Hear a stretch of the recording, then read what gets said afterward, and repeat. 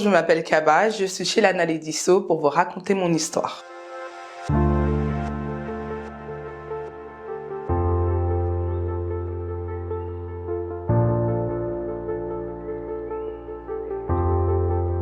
À l'époque, j'avais 25 ans, 25-26 ans. J'étais pleine de joie de vivre, toujours souriante, toujours optimiste. Enfin, j'ai pas trop changé, tu vois. J'espérais avoir des enfants, une vie de famille normale, travailler, aider mes parents. Enfin, une vie normale, quoi, de jeune fille, avoir mon appart. Voilà, un chemin classique, exactement. J'ai toujours voulu avoir au moins 4 enfants, 4 ou 5 enfants.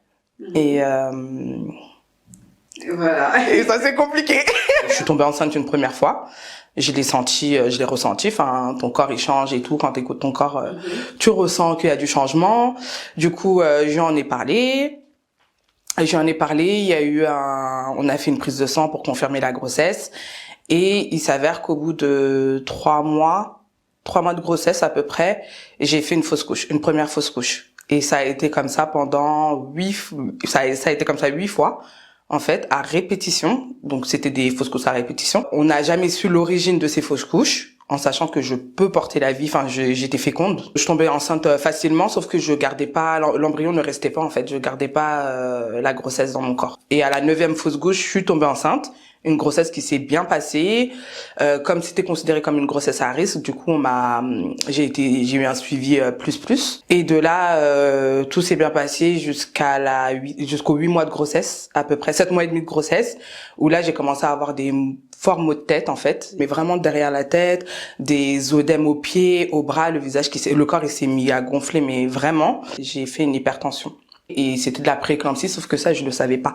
Alors, la prééclampsie, c'est une maladie de la grossesse qui survient pendant la grossesse, à partir de 22 SA à peu près. Et c'est de l'hypertension. Donc, il y a des signes avant. Moi, ces signes, je les connaissais pas, donc je les avais, mais j'ai pas fait attention. En sachant que une semaine avant, j'avais déjà un rendez-vous de contrôle à l'hôpital et tout allait bien, à part les maux de tête. Et là, on te donne des paracétamol ou des choses comme ça, parce qu'enceinte, t'as pas le droit de prendre des médicaments forts, en fait. Et c'est en allant à mon rendez-vous, enfin, on a appelé pour les urgences. Au début, je voulais pas aller à l'hôpital, parce que mon mari, il me disait, on va à l'hôpital, et moi, je refusais, parce que je venais d'en sortir. Je pensais savoir qu'en y allant, on allait me dire de retourner, on allait me donner du paracétamol, et puis ça allait s'arrêter là. Sauf que en y allant, l'infirmière ou la sage-femme ou l'aide-soignante qui a pris ma tension, elle pensait que l'hypertension ne fonctionnait pas. Du coup, elle avait pris ce bras-là en premier, le bras à gauche. Elle a dit c'était trop haut. Le tensiomètre, enfin le résultat qui était marqué, il était trop haut. Elle s'est excusée, elle m'a dit je me suis trompée, le tensiomètre ne marche pas, je vais aller chercher un autre tensiomètre. Donc elle est partie refaire. Et là, pareil, le même résultat. Elle est repartie sans rien m'expliquer. Elle est repartie en même pas, enfin, pour moi, c'était très rapide. En même pas, dans l'espace de, je sais pas, moi, 5 minutes, il y avait au moins 10 médecins qui étaient déjà dans la chambre. Je me suis retrouvée toute nue déjà. On est en train de me faire une échographie et tout. Et sauf que là, on ne te dit rien, en fait. T'es assise comme ça sur le lit. Il y avait mon mari à côté, des médecins autour. Et tu sais pas ce qui se passe, en fait. Et on te dit rien. Et là, je savais qu'il y avait un problème, mais tu sais pas quoi. Voilà, tu sais pas ce que c'est parce qu'on te dit pas et tout.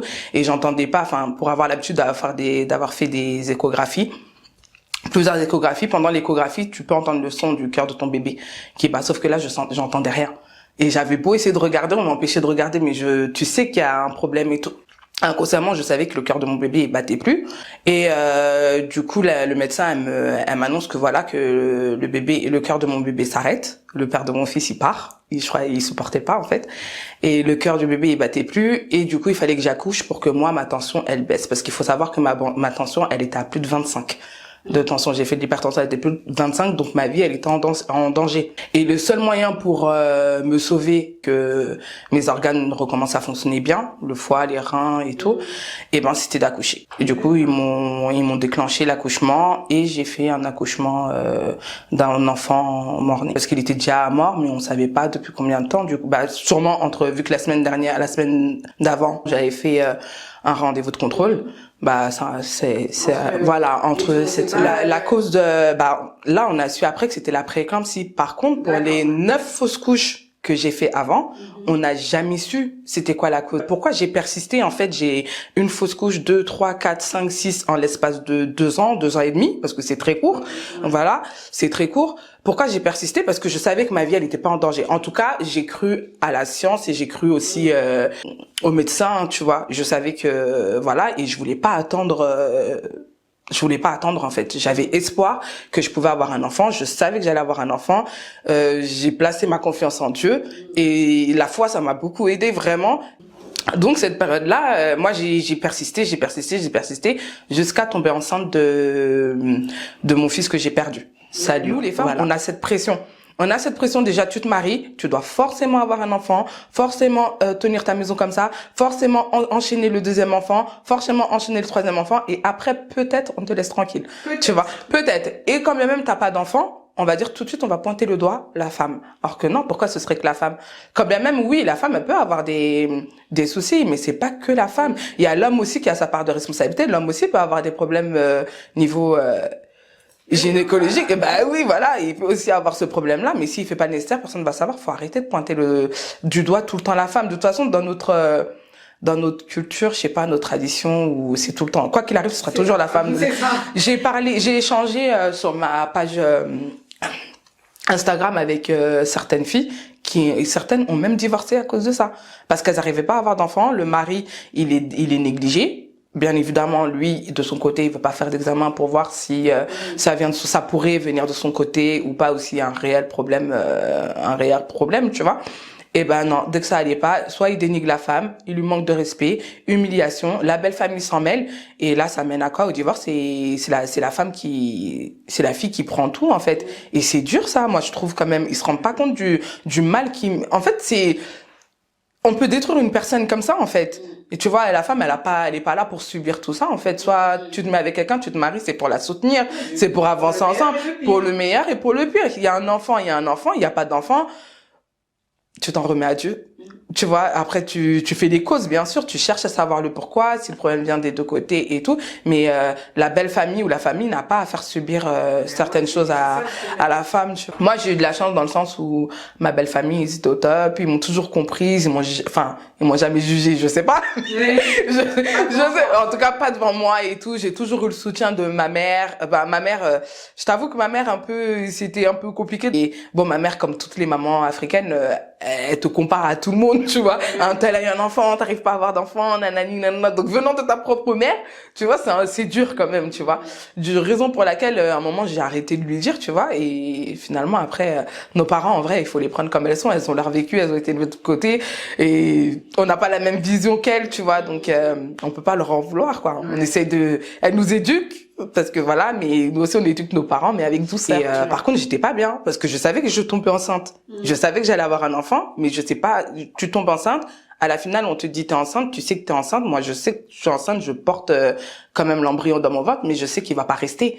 Mais malgré ça, je veux continuer parce que je sais qu'un jour ou un autre, j'aurai un enfant. Sauf que tu le vis pas bien parce qu'avec mon mari, on n'en parlait pas. On en parlait dans le sens où lui, il me disait t'inquiète pas, c'est la volonté de Dieu et tout, c'est la volonté de Dieu. Enfin, beaucoup dans la religion en fait, hein. La foi et tout, ne pas perdre espoir et tout. Donc on n'a pas perdu espoir. Je disais à personne parce qu'après c'est tout le temps des lamentations et t'as pas envie d'avoir ce côté où tu fais pitié, où tu te ressens, voilà, où tu vois, c'est comme si les gens ils disaient dommage pour elle, enfin attirer la pitié, enfin je sais pas comment dire ça, tu vois. Et j'avais pas besoin de la compassion, ouais, mais j'avais pas besoin de ça à ce moment-là, tu vois. À ce moment, et ouais, à ce moment-là, je voulais un enfant, et à ce moment-là, j'avais pas besoin que quelqu'un soit triste pour moi ou ait de l'empathie, tu vois, ressente un sentiment de pitié, voilà, de soutien. Voilà, j'avais pas besoin de ça en fait. À côté, je voyais toutes mes copines avec des enfants, je voyais des gens dehors avec des enfants, je voyais des bébés,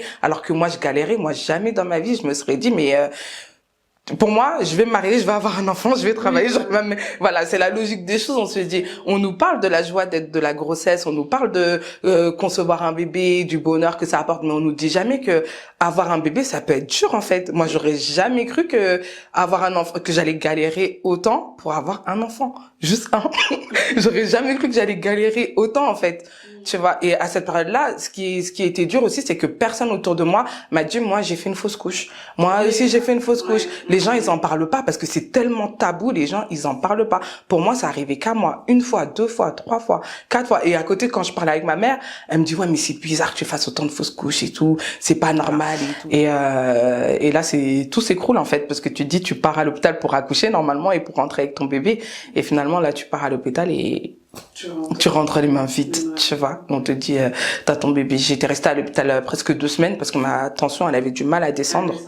Ma tension, elle avait du mal à descendre, donc il fallait gérer ça et tout. Pendant cette période-là, avant que le bébé soit enterré et tout ça, il était, ouais, dans les frigos, mais je sais pas comment on dit ça. Bref, en tout cas, je le voyais, tu vois, j'allais le voir. Au début, c'était dur. Ouais, je l'ai vu. Au début, quand j'ai accouché, j'ai pas accepté de le voir parce que c'était trop dur, j'avais peur de le voir, en fait, tu vois. Et la sage-femme qui m'a accouchée, elle m'a dit, elle m'avait prévenu, elle m'a dit de toute façon, comme on sait pas depuis combien de temps il est décédé réellement, si il est beau, il est, tu sais, avec le liquide, le corps il peut s'abîmer, la peau elle peut s'abîmer et tout. S'il est présentable, on vous l'apportera et tout, si vous voulez le voir et tout. Et s'il est pas en bon état, bah on va vous préserver, on va le garder. Donc là elle revient, elle me dit voilà, le bébé c'est un beau bébé, tout ça et tout, donc acceptez de le voir, tu vois. Vous voulez le voir, est-ce que vous voulez le voir? Et moi j'ai refusé, j'avais peur en fait. Ouais, j'avais peur, j'avais trop peur et tout. Mon mari, lui, il est parti, il a dit qu'il pouvait pas, il arrivait pas. Donc ouais, c'était trop dur pour lui, il arrivait pas. Du coup, il est parti et finalement, la sage-femme, bah j'ai bien fait de l'écouter parce que j'ai porté un bébé fini en fait. Il était tout beau et tout. Et voilà. Mais pour moi, tu vois, il dormait. Tu vois, j'ai eu beaucoup de mal avec ça parce que quand je l'ai pris dans mes bras, que je regardais ses pieds et tout, je me disais mais il dort, et avec l'émotion, tu sais, tu trembles et tout, tu le fais bouger, je me dis mais il bouge, il dort, il respire et tout. Et en fait, elle me disait non et tout, il est vraiment mort. Et ça par contre, c'était dur, ouais, de le laisser partir et tout, et après il faut le rendre et tout. Oh là là.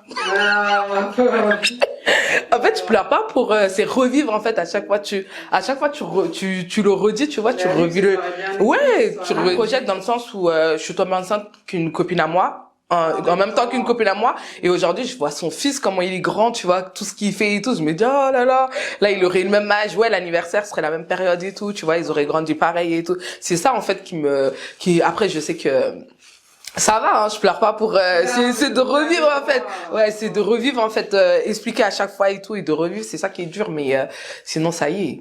C'est la nostalgie, tu vois, et c'est tout. Mais sinon, non, c'est si j'y repense, je pense à lui, je me demande comment il serait et tout. Mais avant, oui. Alors, à partir de 5 mois, un enfant quand il est né, à partir de 5 mois, 5 mois et demi, il est inscrit dans le livret de famille.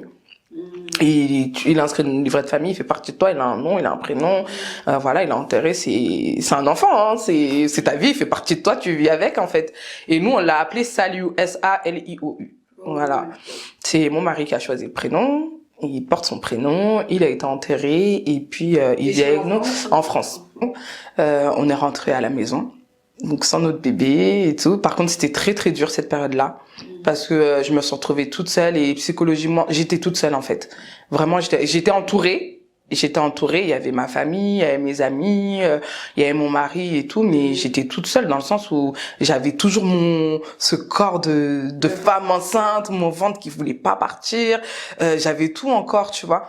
J'avais tout, et ça c'était dur parce que même mes voisins avec qui c'était juste un bonjour et tout, enfin, et la grossesse ça va et tout, et là tu rentres, bah j'étais à l'hôpital, il doit avec le ventre et tout, ça va, vous allez bien, mais là il faut que tu dises que non, finalement j'ai accouché, mon bébé il est mort, tout ça, tu vois. Et répéter à chaque fois la même chose et tout quand tu sors, enfin c'est psychologique, mais tu vois que des femmes enceintes, tu vois que des bébés, mais c'est que des nouveau-nés, des poussettes, tout ce que t'as commencé à acheter, tu les vois chez toi. Moi je me souviens, j'ai dit à mon mari, je lui ai dit, moi avant que je sorte de l'hôpital, tu m'enlèves tout. Bien sûr, quand je suis rentrée, il y avait des petites choses en fait qui traînaient encore, et c'était dur de revoir tout ça parce que finalement tu sais que c'est là, mais tu vas pas les utiliser, en tout cas pas pour ce bébé-là. Et ça c'était dur, tu vois. Et après j'avais un traitement en fait, du coup qui a duré peut-être 1 mois et demi, 2 mois. Et j'ai une sage-femme qui venait à la maison encore. On m'a proposé d'être suivie par des psychologues. J'ai pas accepté parce que dans notre communauté et tout, ça se fait pas beaucoup malheureusement. Et même à cette période-là, je me suis dit mais je vais pas aller parler de ma vie, parler à une personne que je connais pas et tout, elle va pas comprendre, ou même si elle va comprendre, enfin t'es dans le déni et tu te dis mais non, j'ai pas besoin de psychologue donc et j'en ai pas trouvé l'intérêt en fait. Je me suis beaucoup réfugiée dans la religion. Sur la religion, ouais, franchement, je me suis beaucoup bah c'est ça, je me suis beaucoup réfugiée sur dans la religion et tout et je savais que je voulais avoir d'autres enfants de toute façon. Donc même si c'était dur, on a refait un tas d'examens pour voir comment bah là on savait que j'étais sujette à la prééclampsie. Donc une prochaine grossesse, pareil, les médecins qui me disent qu'il faut attendre, là il fallait que j'attende 1 an pour retomber enceinte, tout ça et tout. Sauf que moi je voulais pas attendre 1 an, je me suis dit je vais faire un bébé. En tout cas je vais pas prendre de contraception et tout parce qu'on te prescrit une contraception et tout. Donc je me suis dit pas forcément avoir un bébé tout de suite, mais ça vient, mais je prendrai pas de contraception et puis de toute façon ce bébé je l'aurai. Je sais que j'aurai un enfant, donc ce bébé je l'aurai, tu vois. Donc j'en ai déjà un qui est parti, j'ai déjà fait des fausses couches et tout, mais je vais être maman quoi qu'il arrive. Et ma santé, je savais que j'avais la préclampsie, mais voilà quoi, ça allait pas m'arrêter. Du coup, je suis retombée enceinte peut-être 3 mois après, je suis tombée enceinte. Ouais, je suis tombée enceinte rapidement. 2-3 mois après, je suis retombée enceinte. Là, cette fois, la grossesse, elle a tenu. Pareil. Alors là, on en a parlé à personne, vraiment. Et même le papa de mon fils, il l'a su et tout, et on en a parlé à personne, vraiment. Vraiment, quand le ventre il a commencé à se voir, bah là, on l'a dit, ouais. Et la grossesse, j'ai été suivie. Dès qu'on a su que j'étais enceinte, bah j'ai arrêté le travail. On m'a fait arrêter le travail. J'étais à la maison. Cette fois-ci, on n'a rien acheté. Vraiment, je voulais rien acheter. Donc oui, j'avais des petites choses, des petits bodys et tout, mais j'en ai pas fait un tas en fait. Là, je me suis dit, là, je vais le porter. Je sens que c'est le bon là. Il est là, celui-là il va rester avec moi. Et voilà. Et du coup, ça s'est bien passé. J'ai été hospitalisée à la maison. C'était une grossesse à risque. J'ai une sage-femme qui venait chez moi 2 fois par semaine. Rendez-vous à l'hôpital 1 fois par semaine. Donc, j'avais une ambulance qui venait me chercher là et qui m'emmenait. Et par contre, là, cette grossesse, elle a été déclenchée pour pas prendre de risques. Un peu avant le terme. Ouais, un peu avant le terme et tout. Parce que ma tension, elle était pas stable. Et pendant ma grossesse, je suis tombée sur un superbe médecin, franchement. Et elle m'a suivie, elle m'a tout fait. Franchement, elle m'a tout fait. Même le jour de l'accouchement et tout, j'étais en guerre avec le papa. Ouais. Et c'est elle qui était là et elle était juste à côté de moi. Elle m'a du début jusqu'à la fin, elle m'a pas lâché. Et celle elle m'a aidé à accoucher. En fait, elle a fait le rôle du papa et tout. Elle m'a aidé à accoucher, tout ça. Et grâce à Dieu, j'ai eu un beau petit garçon et tout. Et là, tu le regardes et tout, le choc, il ressemble à son frère. Ouais, la tête de son frère, le bébé que j'ai porté et tout, qui pour moi dormait en fait. Et ben là, c'était le même. Je me suis dit, purée, mais la même tête. La même tête. Et voilà. Et là, tu rentres avec ton bébé à la maison et tout. Et après, t'as ta petite vie de famille, t'es contente, t'as ton bébé. Et je suis fière de moi parce que je me dis, j'ai pas lâché malgré tout. En fait, j'ai écouté mon intuition, je me suis écoutée, j'ai gardé espoir, j'ai gardé la foi. Je savais que j'allais avoir un enfant, finalement, je l'ai eu. Malheureusement, pour moi, c'était pas facile comme certaines. Et c'était pas facile comme certaines, mais j'y suis arrivée. J'en ai un, peut-être que j'en aurai d'autres, j'espère. Et là, j'en ai qu'un. Mais en tout cas, j'y suis arrivée et je suis fière de moi. Maintenant, mes fausses couches, elles ont compté. Le décès de mon fils, il fait partie de moi. Mes fausses couches, elles font partie de moi. Elles font ce qui je suis aujourd'hui. Tout ça, ça a fait le caractère que j'ai aussi aujourd'hui aussi. Et puis voilà, je suis fière de moi. Ouais, je suis fière de moi. Il y a quelque temps, j'arrivais pas à parler de la perte de toutes mes fausses couches et du fait que j'ai un enfant que j'ai enterré, par exemple. Tout ça, j'en parlais pas. Je gardais. Et là, il y a récemment même des collègues à moi ou des amis de longue date, en fait, qui ont su des amis, voilà, qui ont su, bah oui, mais moi j'en ai parlé tard après. C'est un moment, hein, quand je rencontrais des personnes et tout. Enfin, même là, récemment, je trouve qu'il y a beaucoup de fausses couches depuis ces derniers temps, ces dernières années. Ou c'est peut-être parce que j'avais pas fait attention. Et puis moi, quand ça m'est arrivé, vraiment, je pensais que j'étais toute seule, tu vois. Ouais, non, mais j'étais toute seule dans le sens où les gens, ils viennent te voir, mais personne te dit, moi aussi, j'ai fait une fausse couche. Moi aussi, j'ai fait 2 fausses couches, ou j'en ai fait 3, ou même j'ai perdu, parce que je suis pas la seule à avoir accouché d'un enfant mort-né, hein. Oui, ça, il y en a plein, sauf que les gens, c'est un sujet qui est tellement tabou, les gens ils en parlent tellement pas que quand ça t'arrive, t'as l'impression que ça arrive que toi. Ouais, moi, que Dieu me pardonne, mais cette période-là, je parle du fait que j'ai eu de l'espoir, j'ai gardé espoir de vouloir, parce que je savais que j'allais avoir un enfant, je le voulais et tout, je me suis battue, j'ai fait ci, ça, mais de l'autre côté aussi, j'ai été mauvaise pensée, hein, je me demandais, je demandais à Dieu pourquoi Dieu, il est en train de me faire payer mes péchés, ou je sais pas, tu vois, mais je m'en voulais parce que je me suis dit, personne autour de moi m'avait dit qu'il avait fait des fausses couches, ou avait perdu des enfants, ou des choses comme ça, tu vois. Et pourquoi moi, pour moi, j'étais toute seule, en fait. Ça n'arrive qu'à moi et tout, tu vois. Pendant ce temps-là, je voulais plus sortir parce que dehors, je voyais des bébés, des femmes enceintes et, tu vois, j'ai développé une sorte de jalousie, tu vois.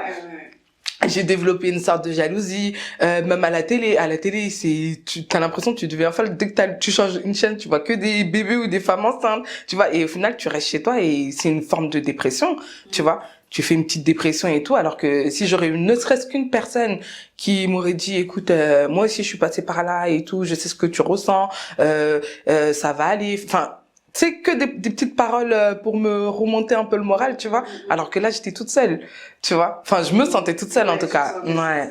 Et après, c'est après quand j'ai commencé à en parler ou que j'ai ouvert les yeux ou les oreilles, je sais pas, et ben là tu te rends compte que, ah ouais, ok, elle a vécu ça. Ouais, t'es pas toute seule. Elle a vécu ça, elle a vécu ça, elle a vécu ça. Mais pourquoi le sujet, il est tellement tabou? Les gens, ils en parlent pas, ils osent pas en parler. Alors que non, et on doit parler de nos bébés. Moi, je suis, enfin, je vais pas dire je suis fière d'avoir fait 13 fausses couches, mais c'était mon destin, en fait. Je l'accepte, hein. C'était dur, mais je l'accepte. Je l'accepte et tout. Et aujourd'hui, j'ai fait 13 fausses couches. Aujourd'hui, juste dire à une personne, écoute, je suis passée par là et je sais ce que tu vis à ce moment-là parce que j'ai vécu la même chose. J'ai fait des fausses couches, j'ai accouché d'un enfant mort-né, j'ai accouché de mon fils Liwan, c'est mon fils que j'ai eu dernièrement, et après lui j'ai fait 3 fausses couches. T'imagines? Ouais, j'ai fait 3 fausses couches, donc ça fait 8 fausses couches, un enfant mort-né, j'ai eu mon fils, ça fait 10 et 3 fausses couches. 13 grossesses. Ben, tu vois, bon, je pense que après, quand t'en as un, t'as le ressenti de 15, tu t'arrêtes à 2, 3, tu vois. Mais, tu vois, je veux dire, 13 fausses, j'ai 36 ans, j'ai fait 13 fausses couches et je vois des gens pas qui se permettent de me juger parce que nous, on a beaucoup des gens qui viennent te voir, tu sais, qui te disent des paroles un peu mal placées, entre guillemets. Mais, attends, t'as tel âge, t'as qu'un enfant et tout, t'es marié et tout. Mais attendez, vous savez pas si je suis encore avec le papa? Vous savez pas si je suis malade? Vous savez pas si déjà je veux un enfant ou pas? Vous savez pas ce que j'ai traversé? Donc, venez pas me dire à moi, qu'est-ce que t'attends pour faire un enfant et tout, tu vois. Après, les gens, ils ont pas tous un mauvais fond, ils ont pas tous l'intention de te dire ça pour te blesser ou pour tu vois. Mais des fois tu te dis, oh là là, j'aimerais bien qu'on arrête de me poser cette question. Moi aussi je veux un bébé, moi aussi je veux un petit frère, une petite sœur pour Liwan et tout, je veux, tu vois. Mais j'arrive pas, c'est pas encore là et ça se trouve Liwan ce sera le seul en fait, tu vois. J'espère pas. C'est ça. On sait, bah non, je sais pas parce que la patience que j'avais, comme je te disais tout à l'heure, la patience que j'avais quand j'avais la vingtaine enfin la patience ou le courage que j'avais quand j'avais la vingtaine. Aujourd'hui, si je retombe enceinte, je refais une fausse couche, 2 fausses couches, 3, je sais pas si j'aurais encore ce courage de me dire allez, je vais continuer encore. Tu vois? Non, parce que maintenant j'ai des projets personnels, j'ai mon fils à côté, voilà. Oui, il y a d'autres choses. Ça se fait à 2 aussi. Donc non, je sais pas, j'en ai un, je remercie le bon Dieu. Voilà, aujourd'hui je suis consciente de la chance que j'ai, hein, parce qu'il y a des femmes, malheureusement, elles c'est comme ça toute leur vie. Faut parler, faut libérer la parole, faut parler de nos enfants, c'est grâce à eux qu'on est qui on est, tu vois. Moi je me dis j'ai fait 13 fausses couches, j'ai accouché d'un enfant mort-né, mais mes enfants c'est mes enfants, hein. Ils sont peut-être pas là physiquement, mais ils sont là. Ils sont là dans mon cœur et je les porterai comme ça. Et c'est mon histoire en fait, ça fait partie de moi. Je me suis rendu compte que ça arrivait à énormément de personnes. Tu vois, autour de moi, pas autour de moi, des sœurs qui désespèrent. Il y en a plein qui désespèrent, qui pensent qu'elles auront jamais d'enfants. Il y en a, c'est des jeunes mariées, elles viennent de se marier, elles sont toutes jeunes et tout. Et faire une fausse couche, ne serait-ce qu'une, quand t'es jeune, quand t'as pas les épaules pour, c'est traumatisant. C'est traumatisant. Tu te rends compte, tu dis, t'es dans la joie et tout, t'as toujours voulu être maman et tout, tu dis que tu portes la vie et tout, et au final on te dit bah ça marche pas en fait. C'est dur, hein. C'est dur, ou même d'accoucher d'un enfant mort-né et porter la vie comme ça, mais tu sais que ton enfant il est mort et tout, ou le voir, tu vois, c'est pas, Pour nous, c'est pas la logique des choses. Tu dis, toi, tu pars avant ton enfant, tu vois. C'est ça, tu dis, tu pars. C'est comme nos parents, ils nous disent tout le temps, moi, je veux partir avant toi, pas toi, tu pars et moi, je t'enterre, tu vois. Mais c'est pas comme ça, enfin, c'est comme ça, malheureusement, parce que, voilà, voilà, on est lucide, on est réaliste, on sait que la vie, maintenant, il n'y a pas d'âge, il n'y a pas de couleur, c'est toi et ton destin, tu vois. Mais c'est dur d'enterrer son enfant et de porter la vie, surtout quand t'as toujours voulu être mère et que finalement, tu galères, quoi.